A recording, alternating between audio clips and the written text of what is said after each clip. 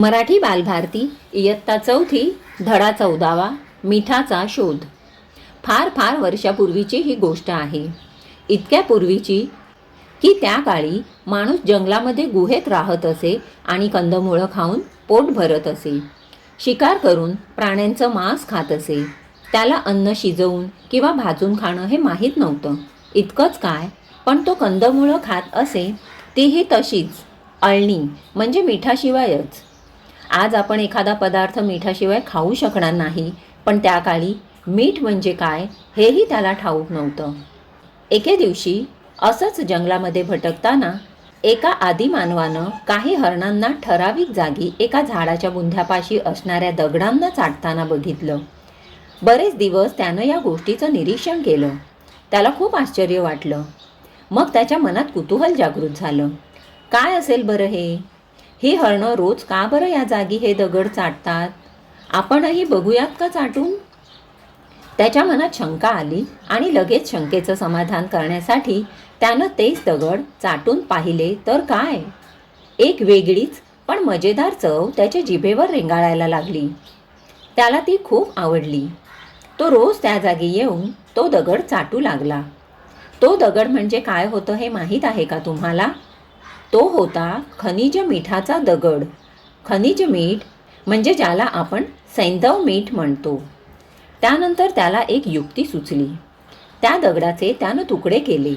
ते तुकडे आपल्या गुहेत नेऊन ठेवले आणि कंदमुळं खाताना रोज थोडा थोडा दगड चाटू लागला। त्याला आता जेवणात खूप मजा येऊ लागली। हाच दगड फळं खातानाही तो चाटू लागला। असे खूप दिवस गेले आणि एके दिवशी ते तुकडे संपले। मग त्यानं आधीच्या जागेवरून आणखी दगड आणले, पण त्या दगडांना पूर्वीची चव नव्हती। मग त्या आदिमानवाला पुन्हा बेचव अळणी जेवण खाणं भाग पडू लागलं। आता त्याला शांतपणे बसून राहावेना। त्या दगडाचा शोध घेण्याचा त्यानं खूप प्रयत्न केला, पण तो दगड काही त्याला मिळाला नाही। आता काय बरं करावं असा विचार करताना चालत चालत तो त्या जंगलाच्या टोकापाशी म्हणजे जिथे जंगल संपतं अशा जागेवर येऊन ठेपला। त्याला दिसली एक वेगळ्या प्रकारची माती।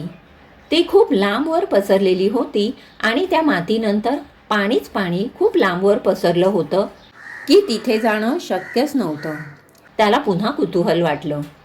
ते लांबवर पसरलेलं पाणी म्हणजे होता अथांग समुद्र आणि ती वेगळ्या प्रकारची माती म्हणजे वाळूंनी भरलेला समुद्राचा किनारा, जो या आदिमानवानं प्रथमच पाहिला होता। तो चालत चालत त्या समुद्राच्या पाण्यात गेला आणि काय आश्चर्य, ते पाणी त्याच्या हातापायांना झोंबू लागलं। का माहीत आहे? आदिमानवाच्या हातांना आणि पायांना बरंच खरचटलं होतं। जंगलातले काटेकुटे दगड यामुळे पायांना बऱ्याच जखमाही झाल्या होत्या। त्यामुळे समुद्राच्या पाण्यामुळे झोंबणं सुरू झालं। त्याला आश्चर्य वाटलं, कारण नदीचं पाणी तर त्याला माहीत होतं, पण ते असं कधी अंगाला झोंबलं नव्हतं। मग पुन्हा त्यानं त्यावर विचार करायला सुरुवात केली। त्यानं थोडं पाणी पिऊनही पाहिलं आणि काय आश्चर्य, ती चव त्याला ओळखीची वाटली। त्याला खूप आनंद झाला। खनिज मिठाचा जो दगड त्यानं चाटला होता तशीच चव या पाण्याची होती। मग त्यानं विचार केला, जेवण म्हणजे कंदमुळं, ती खाताना मधून मधून हे पाणी प्यालं तर? पण ते काही त्याला जमेना। ती चव त्याला हवी होती। ते पाणी त्याच्या गुहेपर्यंत नेणंही त्याला शक्य होत नव्हतं। काय बरं करावं? मग पुन्हा त्यानं विचार करायला सुरुवात केली। त्याला एक युक्ती सुचली। त्यानं समुद्र किनाऱ्यावर जरा लांब एक खड्डा खणला। त्यात समुद्राचं पाणी साठवलं। मग उन्हामुळे त्या पाण्याची वाफ झाली आणि त्या पाण्यातले क्षार म्हणजे सध्याचं आपण खातो ते मीठ त्या खड्ड्याच्या तळाशीच राहिलं। मग त्या आदिमानवाला ते सहज आपल्या गुहेत नेता आलं।